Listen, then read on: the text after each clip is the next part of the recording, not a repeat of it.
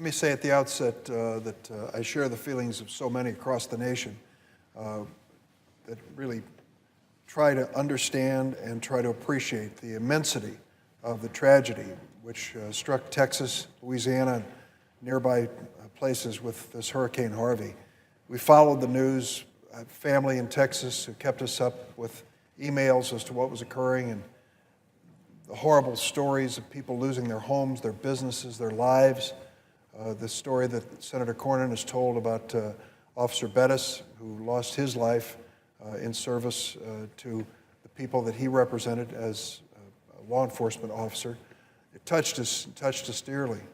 We know that there have been extraordinary cases of heroism and bravery by individuals across the board. Many of them will never be reported. They'll only be known to a handful of people, but it really was an endorsement of the American spirit, the Texas spirit, when it comes to fighting this disaster. So I say to the senator from Texas, I'm not one of these senators who picks and chooses natural disasters only in my state to support. I've supported federal assistance in natural disasters all across the United States because I've known what happened when it hit Illinois, when I needed others to stand by me. And I am prepared to stand by Texas, stand by Louisiana, stand by all those who were victims of Hurricane Harvey. I believe that as an American family, we have a responsibility to stand together. And I thank the senator from Texas for his statement. I want to tell you a story about one of these great volunteers in Texas. His name is Hazers Contreras. He's a young man who has a great story, who was one of the heroes of Hurricane Harvey in his own small way. Jesus was brought to the United States at the age of 6 by his parents from Mexico. It wasn't a family decision. His mom and dad made the decision, brought him to Houston, Texas, where he grew up. He got good grades in school, and he wanted to go to college. He went to the Lone Star College in Houston, and he became a paramedic who responded to Hurricane Harvey. He spent 6 straight days out there helping people who were in desperate need. Because of his training as a paramedic, he was able to give them emergency first aid, insulin when they were suffering from the impact of diabetes. And he did it day after day after day. He'd go home, he'd take a shower, he'd go right back out again. He finally took a day off, got some rest, and went back at it all over again. The important part of this story is that Hazers Contreras is a paramedic because of the DACA program, which you've just heard described on the floor by the senator from Texas. It was President Obama's DACA program which allowed him to stay in the United States, brought here as a 6-year-old, stay in the United States, and to go to school and become a paramedic. The DACA program did that because it protected him from deportation. And it allowed him to legally work in the United States as a paramedic. It was only because of DACA that this young man was able to step up and be part of that huge group of people who came forward in Houston, Texas, and other cities and made such a difference in the lives of so many people. And so when I hear the DACA program dismissed as just overreach by a president, illegal, unconstitutional, I beg my colleagues, take a look at the human side of this story for a moment. Take a look at the human side of 780,000 people just like Jesus who have been protected from deportation and what they have done with their lives. He didn't vote to leave Mexico. His parents did. He didn't vote for them not to file papers once he arrived in the United States. His parents did. That's what the DREAM Act and DACA are all about. You know, if I'm speeding down the highway and a patrolman pulls me over and gives me a speeding ticket, they don't give a ticket to my grandson sitting in the back seat. He wasn't driving the car. And in this situation, the dreamers, and those protected by DACA were young people brought to this country and who know no other country. For year after year, he stood up in the classroom and pledged allegiance to the only flag he knew. He believes himself to be American. Listen to what he wrote to me. This is what Hazers Contreras wrote to me. Houston is my home and these are my people. I love my career. It's given me an opportunity to help people in ways I never imagined I could. DACA means everything to me. I would lose my license and certifications without it. I would be sent back to a country I don't know, and I would lose everything.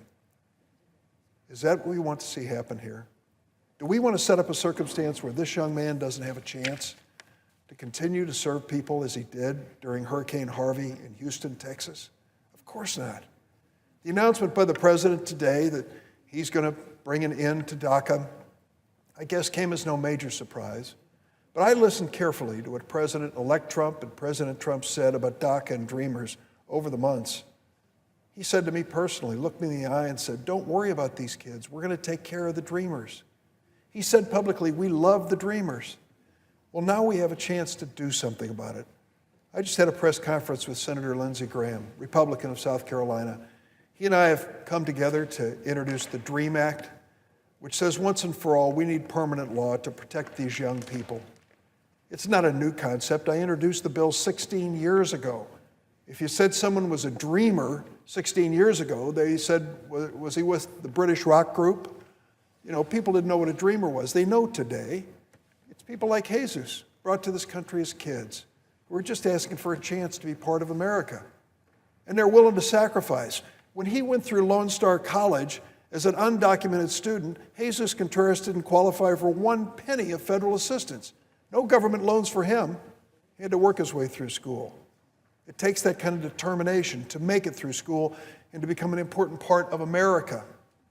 So today I'm disappointed by what has happened.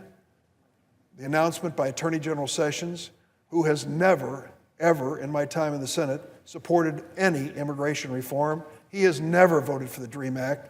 The fact that he was the first public voice saying that he was going to rescind, the administration would rescind DACA was no surprise. That's where he's been for as long as I've known him publicly, politically. But I'd hope that the president now, because of the good things he said in the past about the DREAM Act and DACA, will be part of the solution, will help us in this 6 months to pass something that makes a difference. Now, I listened to the senator from Texas stack up a whole list of things that we need to have before we can help people like Jesus. Well, there are a lot of things we need to do. Comprehensive immigration reform is one of them. I was one of the persons that put it together and voted for it when it had 68 votes in the Senate a few years ago. We need that. But for goodness sakes, we have a time-sensitive issue now with the Dreamers and DACA. We need to do something about it and do it quickly. That's why Senator Graham and I are calling for passing the DREAM Act in this September session. We know what's there. We've heard positive things said about it by Speaker Ryan, the Republican Speaker of the House, even Senator McConnell, Senator Hatch, many who've co-sponsored it. We ought to bring this measure up and get it done once and for all. In the meantime, 780,000 young people in America protected by DACA heard the news today and their hearts were broken. They know now that the clock's running. It's the deportation clock. And if we don't act and act in a timely fashion, young people like this man here, who risked his life to help the people in Houston during Hurricane Harvey, may be deported. He will certainly lose any opportunity he has to continue to be a licensed paramedic. Will America be better if Hazers Contreras has to leave the United States? Would Houston have been better during this crisis if he weren't there? I don't think so. We know better. We know these young people really care and really want to be part of our nation. They're willing to turn in all their family information, go through background checks, pay a filing fee under DACA. You know they want to be part of this country. They want to serve in the military. They want to be of service to the people that they live with in their communities. And now it's up to us. So let's not make excuses. Let's make some law. Let's do it the right way. Let's pass the DREAM Act now. Let's make this a priority as we return this September. Let's get it done with the other priorities that we need to consider this month.